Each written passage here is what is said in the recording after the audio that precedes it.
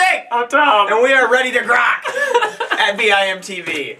It's a mixture of go and rock. Today we're going to do Glasser's 2010 album called Ring. If you haven't heard of Glasser, you're probably not alone because this is her debut album. She is the daughter of one of the guys in Blue Man Group, and her mom was also in a band too.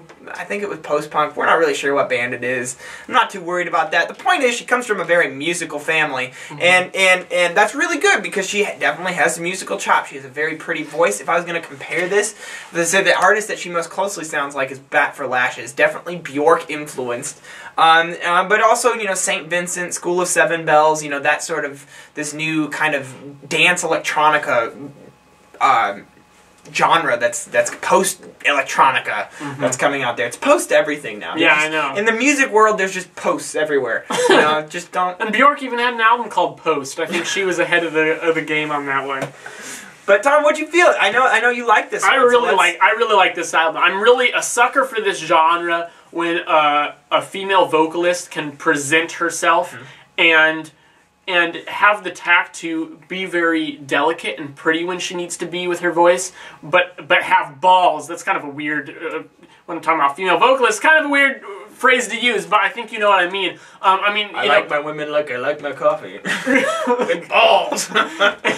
Anyways, and I feel like she has that nailed, that balance, just like St. Vincent did, just like Karen O of the Yeah Yeah Yeahs does. I mean, in the first track, right away, you get these big beats, and she's not afraid to do some weird stuff with her voice. But then later, some of the more sentimental tracks, she can you know, just sing very nicely and fit with the backgrounds. And as far as the background, the beats, and the kind of supporting instrumental melodies, this is very interesting, very different when you actually directly compare it to some contemporaries like Bat for Lashes and stuff, because I think she's actually going for closer to a Bjork sound with the beats, because they're a lot more cut and dry. They're a lot more clearly defined rather than all flowing together. You don't get as many just thick layer upon layer of synth pads floating around in the background and washing everything out with reverb.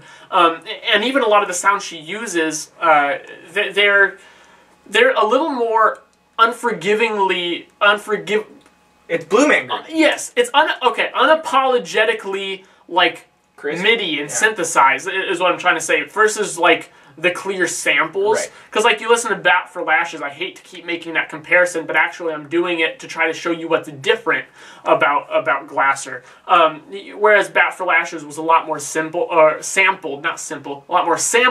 more real instrumentation. I apparently can't talk today. A lot more real instrumentation. This is just, you know, a lot of these seem like very synthesized sounds, and she just doesn't care. Yeah. And I like that. I like that it's willing to be its own. And something that I really liked is, I mean, these songs, you have to understand, they're all about the rhythm, as Tom was pointing out. Like, there's just like this core of rhythm, and then what happens is just everything on this album sounds big. All the synths are layered, and all the vocals are layered, and everything is big and thick sounding. And so here you have this rhythm core going, and she'll just hit you with her vocals or synths, and everything's very atmospheric but tactfully composed. Yeah. And I really feel like that's the word. Tactfully composed is a good way to describe the entirety of this album.